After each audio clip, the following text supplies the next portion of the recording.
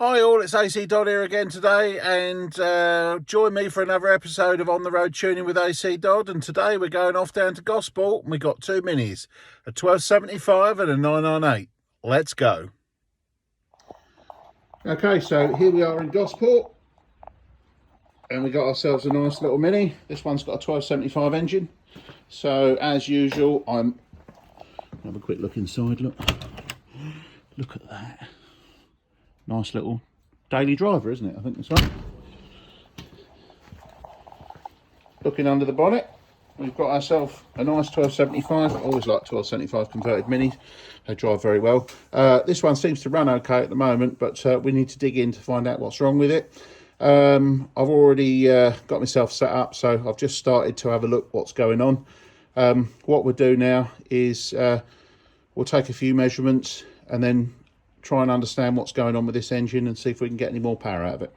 Okay, so what we're going to do now is we're going to go through and baseline the engine just to understand where we're going. So first thing is, have we got the right coil on?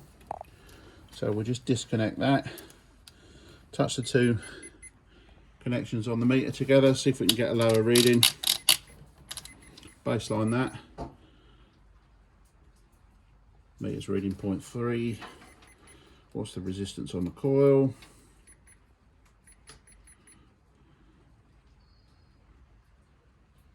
Yeah, about 1.2. It's a bit higher than I'd like actually.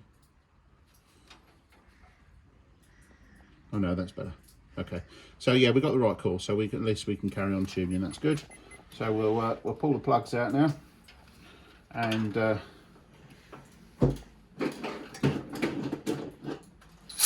see what we got going on in there.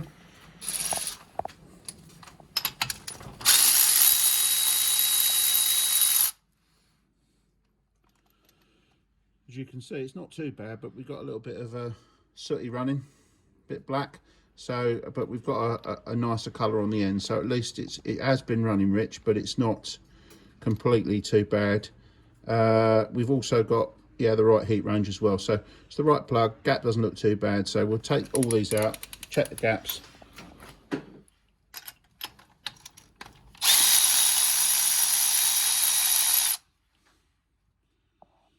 Okay, I don't know if you can see that, but you notice that we're getting slightly different colours as they're coming out.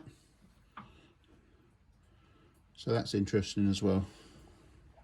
So we'll have a look to see what else of the settings are going on and why that might be the case.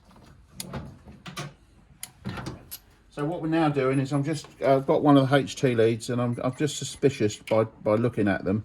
They look a little bit old, but I'm just checking the resistance. So if you have a look at that, on that meter, we've got 10.35k, which is actually a good 5 times more than that should be. So I'm going to recommend we change the set of leads on this one, because that's only one lead. Now obviously the combined resistance of the coil lead and that means that's probably getting on for 20k, which is which is too high. Should be more like 5 at the most. So we'll get them changed.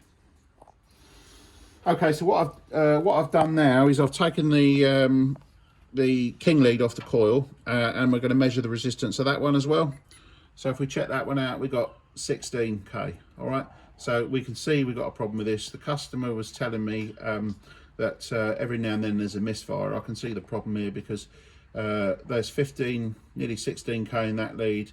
There was nearly 10.5k in another lead. So you've got a good 25-26k of resistance in the ignition circuit to fire a plug. So that would cause the voltage to go high, which then increases the chance of ignition lead breakdown and misfire. So we'll put a set of leads on this one, and hopefully we'll hear the difference when this one starts. Okay, so what we've got here, we've got a new ignition lead set. Now I use the basic Power Spark leads. These are excellent, from obviously Power Spark. These are the ones that cost, I think they're 15 quid a set, something like that. They've got, instead of the ones that were on the car, you can see a much smaller insulated coating. These are your typical 8mm silicon performance lead. And then if we look at the resistance of these straight out the packet, you can see that's 1.475k, and the king lead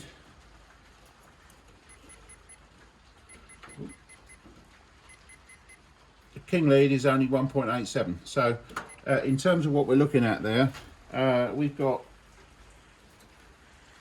in those 2 leads there, we've got less than 4k of resistance, which is ideal for this application.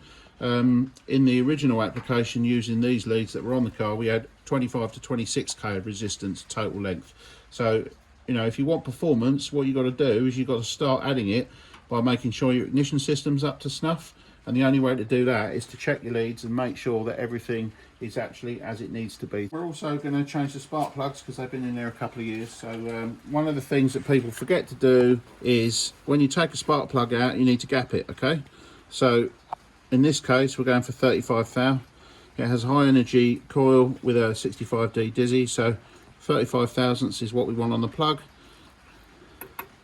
And in this case, I'll just open it up slightly and I'm just tapping it down, so that's the right gap.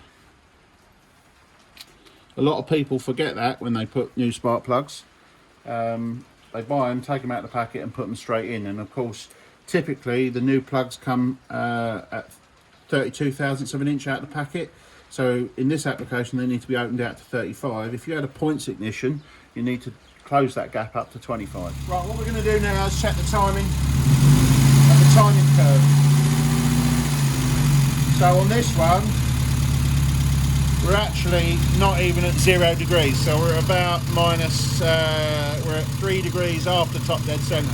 So already we're well out of timing. So check the curve.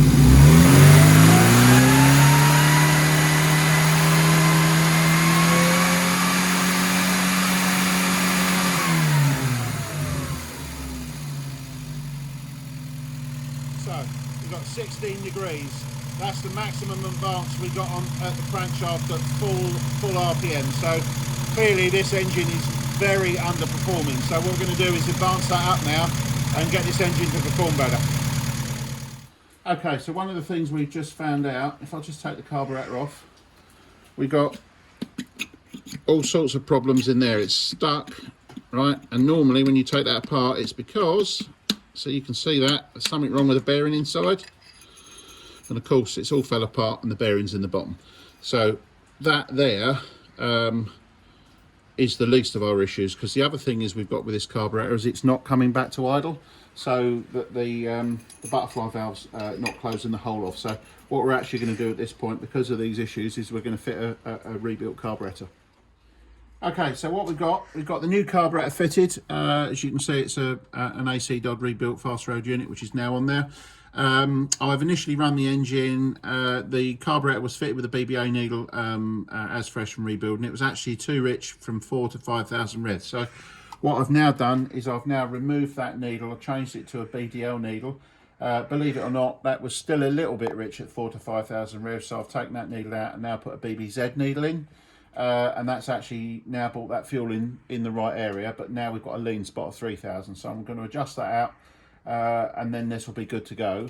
That needle, the BBZ needle, is also a bit richer at the top end, so this will fuel somewhere near right for the full power running, and obviously it will then right all the way up. So let's go and do the adjustment now, and then send the owner out for a test drive. Okay, so what we've now done is we've got the, just put the light on, we've got the needle modified. So we'll put that back in, and hopefully that's the last time we have to do it on this one. So this should be ready for a test drive. Okay, so this one's been out for a test drive now. Just to give you a recap, we had to, the coil was okay, but we changed the leads. The advance curve and the distributor was actually giving a reasonable advance, so that's working okay. So we put a set of plugs in, gap that, and then obviously we changed the carburetor. We set the correct oil, so for this one it was required 1040 oil, and then we tried a number of different needles. We ended up with a BBW needle, and then we modified it ever so slightly, so to get rid of a lean spot of 3,000. But yeah, let's go and talk to Paul, the owner, and see what he thinks. Okay, so this is Paul. He's the owner of the Mini. Now obviously you can already see that smile creeping through because he's been out and had a test drive. So what's it like compared to what it was before we tuned it? Well, I mean, before we had it tuned, it was, you know, you try to pull away in second, you'd have a misfire, backfire, all sorts of things, lack of power. Sometimes even with this, if it stopped at traffic light, it cut out. So that would obviously hint, as Alistair has said, that the carburetor was a bit added, so it would even cut out. So yeah, completely different beast. So yeah, talk to this man for a tune-up anytime. Excellent. All right. Okay. So yeah, the timing was also, I forgot to mention it just there earlier in the footage. I added 14 degrees of ignition advance as well as the new carburetor. So Yeah. in terms of driving it now, no flat spots, more power. More flat, no flat spots, more power. Yeah, it's like a modern car now. As effective as a misfiring beast. Yeah. Okay. All right. Excellent. So would you recommend this to anyone else? Yes, absolutely. Yeah. All Money right. well spent. So yeah. Excellent. All right. Well, thank you very much, Paul, and hope you can enjoy your car. Thank you very much, mate. Thank you. Yep. Cheers. Thanks. Okay. So this is Emma's Mini, and this is the second and final car today, and we've got a little 998 engine in there, which I think has got 103,000 miles on it. So we've got some modifications. Looking initially, we've got HIF 38 carb, which was actually piped up wrong. So I've just done some piping adjustments to that one, just so we can get the engine to run where it needs to for tuning. And we've got a 65D Dizzy, which looks which is ideal. So what we need to do now is to dive in and then see what else it needs, so we can get the best out of this engine. So let's get stuck in. Okay, so what we're going to do on this one is the same as we did before. We'll start looking at the coil, and then we go all the way through, look at the parts, change as we go, and then we work up to the tune-up. So if we look at what we got here, we've got, oh, actually, that's actually the right coil. So we take 0.4 off of that reading, 0.3 off that reading, and the reading we got is 1.1. So we've got 0.7 to 0.8 ohms. So that is the right ohm coil. Excellent. Okay, so if you look at the timing light on that, you can see the mark now. We've got that down at about 20 degrees. So if I advance that on the, you see it moving up now, so that lines up with the top mark. Okay, so now if we look at the timing light, we've got 22 degrees static, so that's far too much. So we're going to retard that now and then measure the advance curve and see what length we got.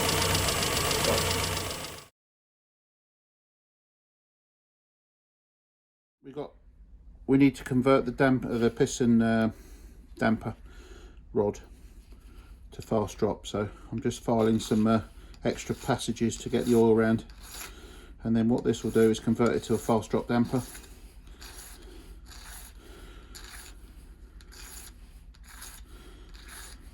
It removes the flat spot between gear changes. Okay, so what we've done here is we've removed the original oil in there, which is the standard SU oil. I've now put 2050 oil in there, and I've obviously modified the damper, but now when you lift that up, it also comes down at a sensible rate. So you need that damper to drop between gear changes, because if you don't and it stays up, it creates a flat spot. Okay, so what we've done, we've got the engine all running again. We've set the timing somewhere near right, and we've got the obviously the fast drop modification in the damper. I've got an AAF needle in there now, and she's not running too bad, but I'm now getting lean at 4,000 to 5,000 RPM. So what we're going to do now is take this out, and then I'm going to modify the needle so that it's right, part throttle and transition all the way across. And then we can go out for a test drive.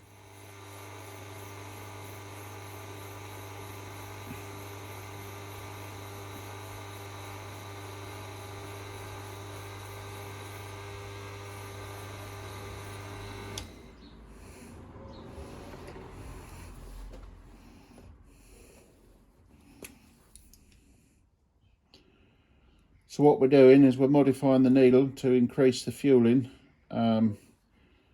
through the transition and up to full power.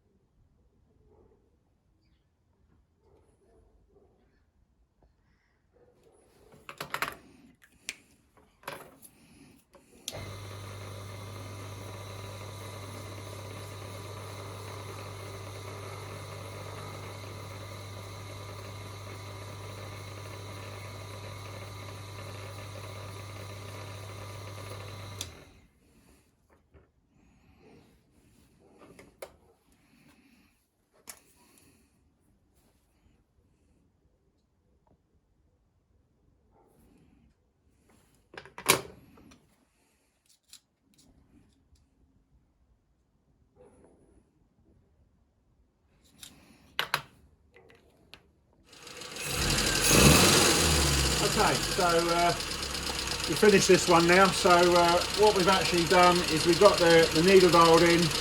Everything's working well. If we have a listen.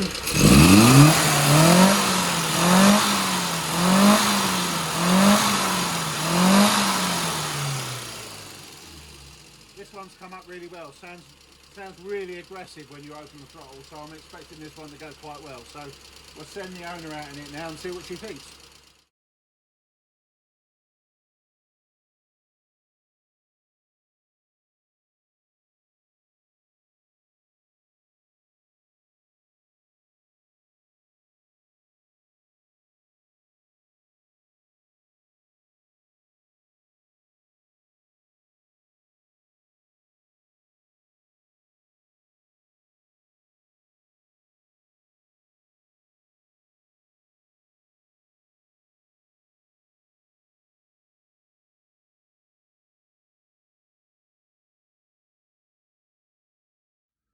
Well, two interesting cars there, both actually quite poor running. Especially the one with the carburetor that basically fell apart when I took it apart. So it just goes to show that just because you've got a Mini that kind of runs-ish, you know, it could do with someone looking at it and giving it a full tune.